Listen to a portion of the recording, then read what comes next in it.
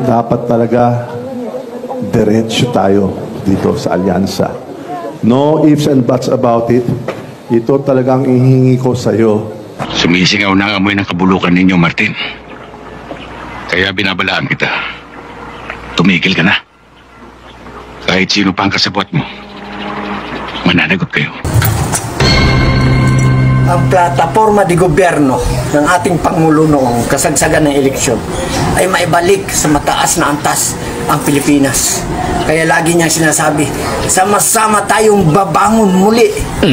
At ito'y kanyang ginampanan at tinupad. Sa loob ng 3 taon, na ipaangat niya ang Pilipinas mula sa pinakamababa hanggang magiging top 3 sa buong Asia.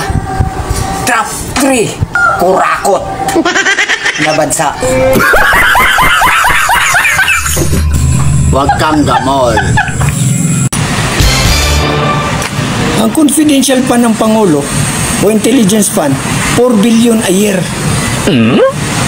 Tapos ang sabi niya sa mga anomalya, paano nangyari yun? Anong nangyari sa bansa natin? Eh bakit tayo ang tatanungin? Eh siya yung may budget, wala naman tayong budget. Huwag kang gamol. Senator pa lang ang presidente. May kaso na. Yung Napoles, dinemanda na siya.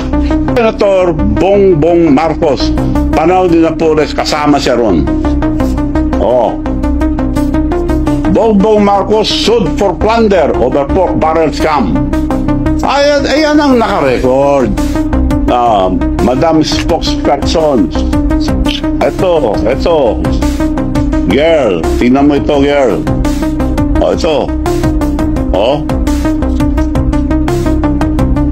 Bongbong Marcos sued for plunder. Plunder filed versus Bongbong Marcos over 205 pork barrel scam.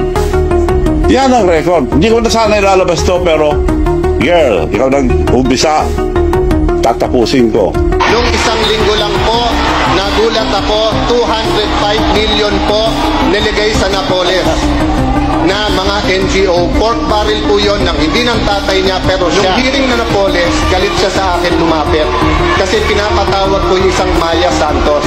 Ngayon ko lang nalaman bakit, kasi lumalabas dun sa pinail ngayon sa ombudsman, yun pala ang in-between ni Senator Bongbong at ni Napoles. Soli mo ang pera sa tao.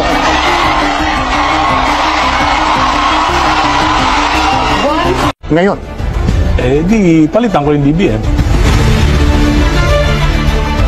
Alam ng DBM lahat yan. Naniniwala ako. From 2023, 300 billion yung nawala. 2024, 500 billion. 2025, 400. Hindi sila umaksyon. Noong 2025, nung naging controversial lang, pinabawasan lang nila ng 29 billion sa Pangulo.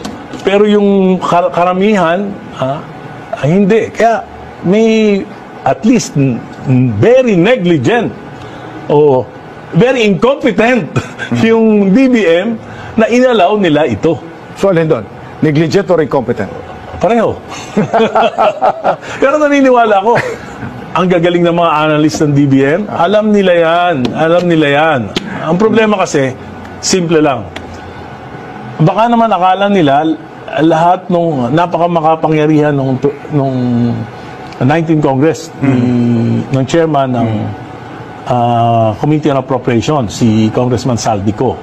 So baka akala nila, dahil siya is protected by Speaker Romualdez, lahat nung desisyon na ginagawa nila doon ay may blessing ng Malacanang. Nandun pa yung anak ni Presidente, si Congressman Sandro. So ibig sabihin, baka ang iniisip ng mga secretaries, alam ng Pangulo yung ginagawa na ito, pinapayagan. Unang-una, classroom. Sipin mo, 160,000 ang kulang natin na classroom. Ano nangyari yun? Hindi alam ng isang bobo na bobo siya.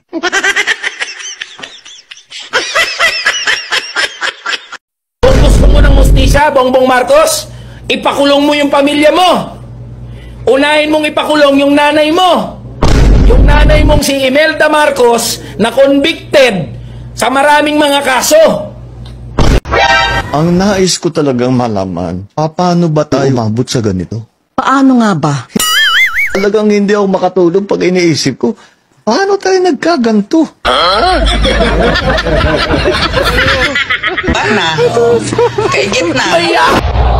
Sa kanyang unang termino pa lang bilang presidente, nagbukas ng kauna-unahang bank account sa Switzerland ang dating Pangulong Ferdinand Marcos. Sa alias na William Saunders, sa Bangkong Credit Suisse sa Zurich, Switzerland, ang account ni Marcos ay may laman na $950,000 US. Pero ang kanyang sweldo noong 1968 ay $5,600 US lamang. Ito ang simula ng pandarambong ni Marcos na umabot sa bilyong-bilyong piso. Nang pinatalsik sa pwesto noong 1986, kabilang sa mga daladala sa Hawaii ay higit 400 alahas, 27 milyong pisong bagong imprenta at mga gold bars. Nagsilbi bilang PCGG Commissioner si Ruben Carranza taong 2001 hanggang 2004. Para sa kanya, ang isa sa pinakamatibay na katibayan ng pagnanakaw ay ang makasaysayang pagsaoli ng Switzerland ng mga pera ni Marcos na nakatago sa kanilang mga bangko. Dinala ko yung desisyon na yan sa Switzerland. Pinakita namin yan sa Ministry of Justice ng Switzerland at nagpirmahan kami ng kasunduan na isusoli nila ngayon yung pera. At that point, ang pera na na-identify sa mga Marcos bank accounts was $683 million. Taong 2003 nang isoli ang pera sa Pilipinas. Dahil sa pagkamatay ni Marcos taong 1989, walang nakuhang conviction ang gobyerno. Sa halip, isang forfeiture case ang isinampa at naipanalo laban sa mga Marcos sa Korte Suprema. May batas ang Pilipinas na pwede mong bawiin ang nakaw na yaman ng mga opisyal ng gobyerno kung maipapakita na yung kanilang assets ay lubhang mas malaki kaysa sa lehitimong income nila bilang mga opisyal. Kabilang sa mga kilalang pag-aari ng mga Marcos ay mga apartment sa Olympic Tower sa 5th Avenue sa Manhattan, New York. Ang 40 Wall Street, na kilala ngayon bilang Trump Building. May mga painting ng mga masters kagaya ni Picasso at mga alahas na $8 milyong ang halaga na hindi pa naisusubasta. Ang pagtataya sa halagang ill-gotten wealth ng mga Marcos ay umabot sa $10 bilyong. Ngunit marami ang naging balakid sa pagbawi nito. For every motion na pinafile ng PCGG halimbawa, merong 20 motion na ihahain ng mga Marcos. And it wasn't even serious motions. It's just to delay, to change lawyers. That causes what? 1 year, 2 years of delay. Ayon kay Carranza, nagkaroon ng ombudsman noon na walang inatupag kundi ibasura ang mga kaso laban kay Marcos. Ngunit hindi maitatatwa ang kasaysayan. Ang importanteng tandaan na ang kasaysayan kasi hindi maibabago. History is always as a way of reflecting the truth at some point, in the future. Those who survived the Marcos dictatorship and the families of those who did not survive the Marcos dictatorship can do is to make sure that the memories of those who survived and the memories of those who died live. Huwag nyo kaming gawing panakipbutas kasi kung babalikan ang lahat ng transaksyon, makikita ninyong mas malaki pa ang napupunta sa inyo kaysa sa amin. Marami din sa inyo, mga politiko, ang nagpapataba ng bulsa sa pangungurakot. Kung tutuusin, hindi lang naman kaming mga kontraktor ang nakikinabang dito. Marami din sa inyo, mga politiko, ang nagpapataba ng bulsa sa pangungurakot. Ang totoo, may hati-hati yan mula sa pinakamataas hanggang sa mga nasa gilid lang ng sistema. Huwag nyo kaming gawing panakipbutas kasi kung babalikan ang lahat ng transaksyon, makikita ninyong mas malaki pa ang napupunta sa inyo kaysa sa amin. Lahat tayo alam ang laro, pero pag nahuhuli, kami lang ang tinuturo at pinarurusahan. Kaya huwag ninyong ipakita sa publiko na malinis kayo dahil sa bawat proyekto may kapalit na porsyento para sa inyong mga opisina. Ang sistema mismo ang nagtutulak sa amin na sumunod kung hindi kami papayag, wala kaming makukuhang proyekto. Pero sa likod niyan, kayo rin ang pinakaunang nagdidikta kung magkano ang dapat itabi para sa inyo. Kaya kung talagang seryoso kayong mag-imbestiga, wag lang kaming kontraktor ang sisihin. Tingnan ninyo rin ang mga pangalan na nakaupo ngayon sa mga komite, sa mga ahensya, at lalo na sa mismong mga nagpapalakad ng gobyerno. Dahil sa totoo lang, pare-pareho tayong nasa iisang lamesa, iba-iba lang ang laki ng Kapag sinabi mong Pilipinas, isa lang maiisip nila. Bobo mga Pilipino Bakit? Magnanakaw yung tatay, magnanakaw yung nanay. Putay, binoto pa yung anak. O anong gagawin ng anak niya? Magiging santo. Hindi, magnanakaw din yan. Ano na? President Bongbong.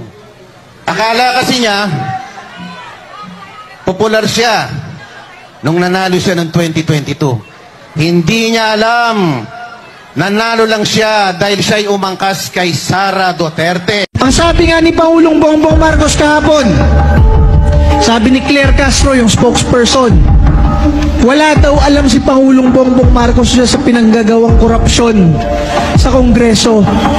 Ang confidential fund, intelligence fund ng Pangulo, 4 billion a year. Naka 12 billion na siya. Wala man lang may alam.